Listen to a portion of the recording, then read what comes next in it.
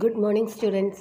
അപ്പോൾ നമ്മൾ കഴിഞ്ഞ ദിവസം ബാലൻസ് ഷീറ്റ് പ്രിപ്പയർ ചെയ്തു വരുന്നു അല്ലേ. നമുക്കൊരു പ്രോബ്ലമോടെ ബാലൻസ് ഷീറ്റും പ്രോഫിറ്റ് ആൻഡ് ലോസ് അക്കൗണ്ടും കൂടെ കൂട്ടിയിട്ട് ചെയ്യാം. അപ്പോൾ നമുക്ക് നമ്മുടെ ക്വസ്റ്റ്യനിലോട്ട് പോവാം. നമ്മുടെ ക്വസ്റ്റ്യൻ ഇതാണ്: following are the ledger account balance of Supriya limited as on 31/3/2017 after preparing trading account. Trading account prepare ചെയ്തതിന് ശേഷമുള്ള നമ്മുടെ ഡെബിറ്റ് ബാലൻസും ക്രെഡിറ്റ് ബാലൻസും നമുക്ക് തന്നിട്ടുണ്ട്. അപ്പോൾ നമുക്ക് നോക്കാം. Debit balance side opening stock എന്ന് പറയുന്നത് 27,400 ഓപ്പണിംഗ് സ്റ്റോക്ക് നമ്മൾ എവിടെയാണ് എടുക്കുക? പ്രോഫിറ്റ് ആൻഡ് ലോസ് അക്കൗണ്ടിൽ ചേഞ്ചസ് ഇൻ ഇൻവെൻട്രി കാൽക്കുലേറ്റ് ചെയ്യാൻ. Okay. Land and building, computers, furniture, ഇത് മൂന്നും എന്താണ്? അസെറ്റാണ്. എവിടെയാണ് എടുക്കുക? ബാലൻസ് ഷീറ്റിൽ അല്ലേ. ബാലൻസ് ഷീറ്റിലാണ് നമ്മൾ ഈ അസറ്റ് എടുക്കുക.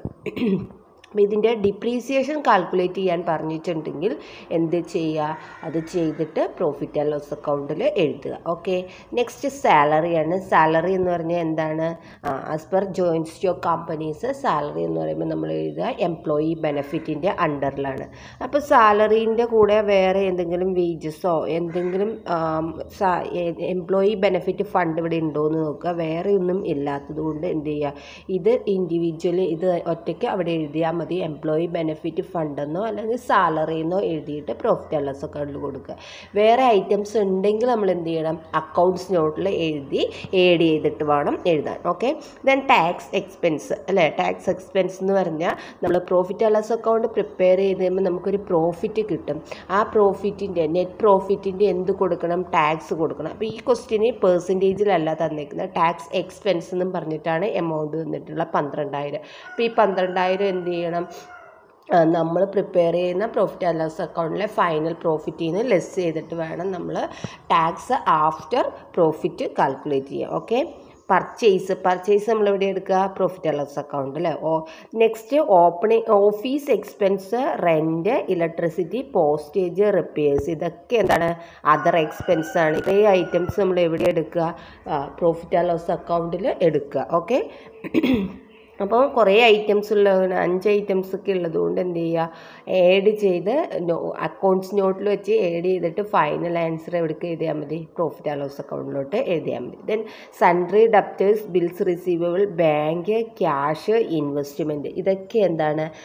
ബാലൻസ് ഷീറ്റിൽ കാണിക്കുന്ന ഐറ്റംസ് ആണ്. നിങ്ങൾക്കറിയാവുന്നതാണ്. നിങ്ങൾ ഫൈനൽ അക്കൗണ്ട് നേരത്തെ സോൾ ട്രേഡറിൻ്റെ ഫിനാൻഷ്യൽ അക്കൗണ്ടിങ്ങിൽ പഠിച്ചതാണ്. സെയിം പ്രൊസീജിയർ തന്നെയാണ് ഇവിടെയും. ദെൻ സെയിൽസ് എത്രയാണ് വരിക? 3,68,500. സെയിൽസ് എവിടെ എടുക്കുക? Profit and loss account. Revenue അല്ലേ. ഇൻകം ഫ്രം ഇൻവെസ്റ്റ്മെൻറ്റ്, അതും എന്താണ്? റവന്യൂ ആണ്. നമ്മൾ ഇൻവെസ്റ്റ് ചെയ്ത ഇൻവെസ്റ്റ്മെൻറ്റിൽ നിന്നുള്ള ഇൻകം കിട്ടി, അതും നമ്മളെ സംബന്ധിച്ച് എന്താണ്? ഇൻകമാണ്, റവന്യൂ ആണ്. ഓക്കെ. ദെൻ സൺട്രി ക്രെഡിറ്റേഴ്സ്, അടുത്തത് ടേംസ് ഓഫ് ലോൺസ്, എവിടെ എഴുതുക? ബാലൻസ് ഷീറ്റിൽ അല്ലേ. Then equity share capital 80,000 shares of 10 each, 80,000 shares 10 രൂപ വെച്ചിട്ടാണ് ഇക്വിറ്റി ഷെയർ ക്യാപിറ്റൽ. അത് എവിടെ എടുക്കുക? ബാലൻസ് ഷീറ്റിൽ. Then general reserve, bills payable, രണ്ടും എവിടെ എടുക്കുക? ബാലൻസ് ഷീറ്റിൽ അല്ലേ. ജനറൽ റിസർവ് എന്തായിട്ട് നമ്മൾ കൺസിഡർ ചെയ്യുക? നമുക്ക് റിസർവ് ആൻഡ് സർപ്ലസ് എന്ന് പറയുന്ന ഒരു ഐറ്റം ഉണ്ട്. അതിൻ്റെ അഡീഷണൽ കാൽക്കുലേഷൻസ് ഞാൻ കഴിഞ്ഞ ദിവസം പറഞ്ഞു തന്നിട്ടുണ്ട്. അപ്പോൾ അത് കാൽക്കുലേറ്റ് ചെയ്താലാണ് നമ്മൾ ജനറൽ റിസർവ് എടുക്കുക. ഓക്കെ. അപ്പോൾ ഇത്രയാണ് നമ്മുടെ ക്വസ്റ്റ്യന്. ഇനി നമ്മുടെ ക്വസ്റ്റ്യൻ്റെ അഡീഷണൽ ഇൻഫർമേഷൻസ് ഉണ്ട്. Provide for depreciation and land and building at the rate of 22% on computers and 2% on land and building and 10% on a computer. കമ്പ്യൂട്ടറിന് 10%, ലാൻഡ് ആൻഡ് ബിൽഡിങ്ങിന് എത്ര ശതമാനം? 2% എന്ത് കാൽക്കുലേറ്റ് ചെയ്യണം? ഡിപ്രീസിയേഷൻ കാൽക്കുലേറ്റ് ചെയ്യണം. അപ്പോൾ അത് കാൽക്കുലേറ്റ് ചെയ്ത് എവിടെ എഴുതും? നമ്മൾ പ്രോഫിറ്റ് ആൻഡ് ലോസ് അക്കൗണ്ടിൽ കൊടുക്കും. അതുപോലെ ബാലൻസ് ഷീറ്റിൽ അത് ലെസ് ചെയ്തിട്ട് വേണം അസറ്റ് എഴുതാൻ. അപ്പോൾ നമുക്ക് ഇപ്പോൾ പ്രോഫിറ്റ് ആൻഡ് ലോസ് അക്കൗണ്ടിൻ്റെ കാര്യങ്ങൾ നോക്കാം. Then remuneration payable to MD 31/2017 290. അപ്പോൾ റെമ്യൂണറേഷൻ എം ഡിക്ക് കൊടുത്തിട്ടുണ്ട്. അത് നമ്മൾ സാലറീൻ്റെ ഇപ്പോൾ നമ്മളവിടെ ഒരു സാലറി എന്ന് പറയുന്ന ഒരു ഐറ്റം ഉണ്ടായിരുന്നല്ലോ, എംപ്ലോയി ബെനിഫിറ്റ്, അതിൻ്റെ കൂടെ ആഡ് ചെയ്യാൻ പാടില്ല. Remuneration payable to M D എന്ന് പറഞ്ഞാൽ നമ്മൾ അതർ എക്സ്പെൻസ് ആയിട്ടാണ് കൺസിഡർ ചെയ്യുക. സോ എവിടെ എഴുതണം? അതർ എക്സ്പെൻസിൻ്റെ കൂടെ അക്കൗണ്ട്സ് നോട്ടിൽ എഴുതിയിട്ട് ആഡ് ചെയ്തിട്ട് നമ്മൾ എവിടെ എഴുതുക? പ്രോഫിറ്റ് ആൻഡ് ലോസ് അക്കൗണ്ടിൽ എടുക്കുക. ദെൻ ബാലൻസ് ഷീറ്റിലും എടുക്കണം അല്ലേ, അഡ്ജസ്റ്റ്മെൻറ്റ് തന്നാൽ. അപ്പോൾ അത് നമ്മൾ ബാലൻസ് ഷീറ്റിലെ ട്രീറ്റ്മെൻറ്റ് ഞാൻ പിന്നെ പറഞ്ഞുതരാം. ലയബിലിറ്റി ആയിട്ട് തന്നെയാണ് കൺസിഡർ ചെയ്യുക. ഓക്കെ, അപ്പോൾ remuneration payable to M D എവിടേക്കാണ് നമ്മൾ എടുക്കുക? നമ്മൾ പ്രോഫിറ്റ് ആൻഡ് ലോസ് അക്കൗണ്ടിൽ അതർ എക്സ്പെൻസ് ആയിട്ട് കൺസിഡർ ചെയ്യുക. ദെൻ പ്രൊവൈഡ് ഫോർ ഡൗട്ട്ഫുൾ ഡെപ്റ്റ് 5% ഓൺ ഡെപ്റ്റേഴ്സ്. ഡെപ്റ്റേഴ്സിൻ്റെ 5% എന്ത് കൊടുക്കുക? ഡൗട്ട്ഫുൾ ഡെപ്റ്റ് കൊടുക്കുക. നിങ്ങൾക്ക് അറിയാവുന്നതാണല്ലോ, ഡൗട്ട്ഫുൾ ഡെപ്റ്റ് കൊടുത്തെന്ന് പറഞ്ഞാൽ അത്രയും ഡെപ്റ്റേഴ്സിൽ നിന്ന് 5% എന്താവും? ഡൗട്ട്ഫുൾ ഡെപ്റ്റ് ആകും. അപ്പോൾ അതെന്ത് ചെയ്യുക? എവിടെ കാണിക്കുക? അതർ എക്സ്പെൻസിൻ്റെ കൂടെ ഇവിടെ കാണിച്ചാൽ മതി അല്ലേ. നമുക്ക് നോ പ്രൊവിഷനും ഓൾഡ് പ്രൊവിഷനും ഒന്നും ഇല്ല. അപ്പോൾ എന്ത് ചെയ്യുക? ഇത് ഡയറക്റ്റ് അതർ എക്സ്പെൻസിൻ്റെ കൂടെ ആഡ് ചെയ്ത് കാണിച്ചാൽ മതി. നോർമലി നിങ്ങൾ പ്രോഫിറ്റ് ആൻഡ് ലോസ് അക്കൗണ്ടിൽ ഡയറക്റ്റ് എഴുതുകയായിരുന്നു അല്ലേ. അപ്പോൾ കുറേ ഐറ്റംസ് അങ്ങനെ ഡയറക്റ്റ് എഴുതാണ്ടിരിക്കാൻ വേണ്ടിയിട്ട് നമ്മൾ എന്ത് ചെയ്യും? അങ്ങനെ വരുന്ന ഐറ്റംസൊക്കെയും കൂടെ നമ്മൾ എവിടെ ആഡ് ചെയ്തിട്ട് എഴുതും?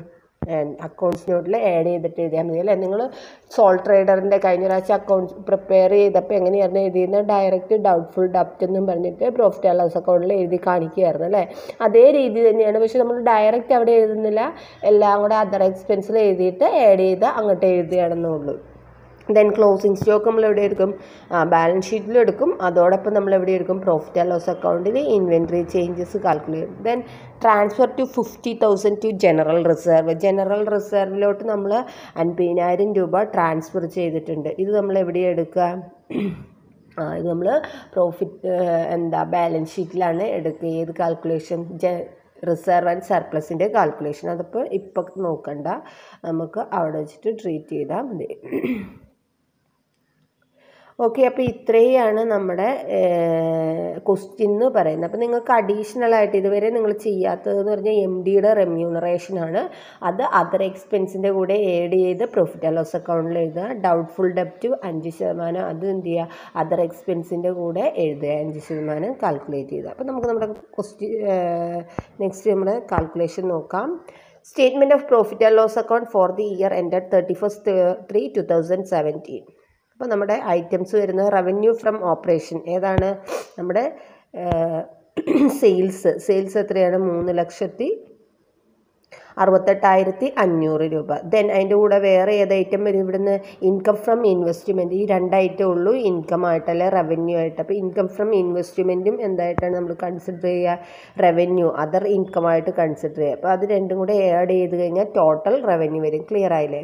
ദെൻ അടുത്തത് എക്സ്പെൻസ് ആണ് വരുന്നത്. എക്സ്പെൻസ് ഫസ്റ്റ് ഐറ്റം പർച്ചേസ് ആണ്. നമ്മുടെ ക്വസ്റ്റ്യനിൽ തന്നിട്ടുണ്ട് പർച്ചേസ് 2 lakh ആണ് വരുന്നത്. Okay, purchase 2 lakh. Next item നമ്മുടെ ക്വസ്റ്റ്യനിൽ വരുന്നതെന്ന് പറഞ്ഞാൽ ചേഞ്ചസ് ഇൻ ഇൻവെൻട്രീസ്, അതായത് closing stock minus opening stock. ഇവിടെ എന്ത് വരും? മൈനസിൽ. ഓപ്പണിംഗ് സ്റ്റോക്ക് കുറവാണ്, ക്ലോസിംഗ് സ്റ്റോക്കാണ് കൂടുതൽ. അതുകൊണ്ട് എന്ത് ചെയ്യും? -2,600 ആണ് വരുന്നത്. അപ്പോൾ അതുകൊണ്ടാണ് ബ്രാക്കറ്റിൽ കൊടുത്തിരിക്കുന്നത്. അപ്പോൾ ആഡ് ചെയ്യുന്ന സമയത്ത് എക്സ്പെൻസ് ആഡ് ചെയ്യുന്ന സമയത്ത് ഈ 2,600 എന്ത് ചെയ്യണം? ലെസ് ചെയ്യണം. ദെൻ എംപ്ലോയി ബെനിഫിറ്റ് എക്സ്പെൻസ്, അതിലിവിടെ ഏത് ഐറ്റം മാത്രമേ ഉള്ളൂ? സാലറി മാത്രമേ ഉള്ളൂ. അപ്പം എന്ത് ചെയ്യുക? സാലറി മാത്രം അതിൽ കാണിച്ചാൽ മതി. ഓക്കെ, ദെൻ ഫിനാൻസ് കോസ്റ്റ് ക്വസ്റ്റ്യനിലുണ്ടോ? തന്നിട്ടേ ഇല്ല. അതുകൊണ്ട് അത് അങ്ങനെ കാണിച്ചാലും മതി, ഇങ്ങനെ എഴുതണമെന്ന് നിർബന്ധമില്ല. ഇവിടെ ഇങ്ങനെ എഴുതണമെന്നില്ല, ഏതാണ്ട് വെറുതെ വിടുക വേണമെങ്കിലും ചെയ്യാം. ഞാനിവിടെ ഫോർമാറ്റിലുള്ള രീതിയിൽ എഴുതിയപ്പോൾ ഫിനാൻസ് കോസ്റ്റ് എന്നും കൂടെ കൊടുത്തിട്ടുള്ളൂ. ദെൻ അടുത്തത് വരുന്ന ഡിപ്രീസിയേഷനാണ്. ഡിപ്രീസിയേഷൻ എന്ത് ചെയ്യുക? കാൽക്കുലേറ്റ് ചെയ്യണം അല്ലേ. ഡിപ്രീസിയേഷൻ എന്താ പറഞ്ഞിരിക്കുന്നത്? ലാൻഡ് ആൻഡ് ബിൽഡിങ്ങിൻ്റെ 2%, കമ്പ്യൂട്ടറിൻ്റെ 10%ആണ് കാൽക്കുലേറ്റ് ചെയ്യാൻ പറഞ്ഞിട്ടുള്ളത് ഡിപ്രീസിയേഷൻ. അപ്പോൾ നമുക്ക് നോക്കാം. ഡിപ്രീസിയേഷൻ എവിടെ എഴുതേണ്ട? നിങ്ങൾ അക്കൗണ്ട്സ് നോട്ടിൽ എഴുതുക. നോട്ട്സ് കണ്ടോ? നോട്ട്സ് എന്നാണ് എന്നോട് കൊടുത്തിരിക്കുന്നത്. അക്കൗണ്ട്സ് നോട്ട് എന്ന് വേണമെങ്കിൽ നിങ്ങൾക്ക് ഹെഡിങ് കൊടുക്കാം. എന്നിട്ട് ഡിപ്രീസിയേഷൻ 6 ലക്ഷത്തിൻ്റെ 2% കാൽക്കുലേറ്റ് ചെയ്യുമ്പോൾ നിങ്ങൾക്ക് 12,000 ആണ് കിട്ടുക. ദെൻ ഡിപ്രീസിയേഷൻ ഓൺ കമ്പ്യൂട്ടർ 1,80,000 അതിൻ്റെ 10% കാൽക്കുലേറ്റ് ചെയ്യുമ്പോൾ എത്ര വരും? 18,000 ആണ് വരിക. ഓക്കെ, ഡിപ്രീസിയേഷൻ അപ്പം മൊത്തത്തിൽ 30,000 വരും. അത് നമ്മൾ എവിടെ എഴുതുക? നമ്മുടെ ആൻസറിൽ എഴുതുക, ഡിപ്രീസിയേഷൻ 30,000. ദെൻ അടുത്തത് അതർ എക്സ്പെൻസ് ആണ് വരുന്നത്.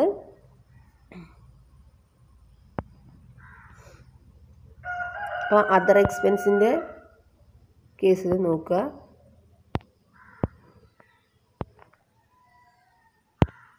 ക്വസ്റ്റ്യനിൽ ഏതൊക്കെയാണ് അതർ എക്സ്പെൻസ് ആയിട്ട് വരുന്നത്? Office expense, rent, electricity, postage, repairs, ഇതൊക്കെ എന്താണ്? അതർ എക്സ്പെൻസ് ആണ്. അപ്പോൾ അതർ എക്സ്പെൻസ് എല്ലാം കൂടി എന്ത് ചെയ്യുക? ആഡ് ചെയ്ത് കാണിക്കുക. Other expense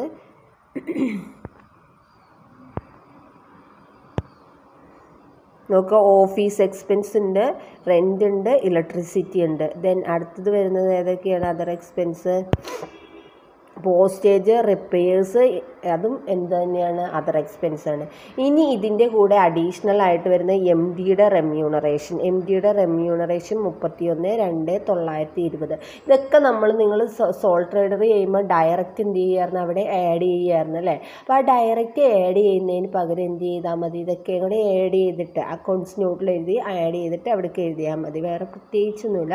then provision for doubtful ഡെപ്റ്റ് എത്രയാണ്? 5% ഓൺ ഡെപ്റ്റേഴ്സ്. ഡെപ്റ്റേഴ്സ് എത്രയാണ്? 84,600 അതിൻ്റെ 5% എന്ന് പറയുമ്പോൾ 4,230.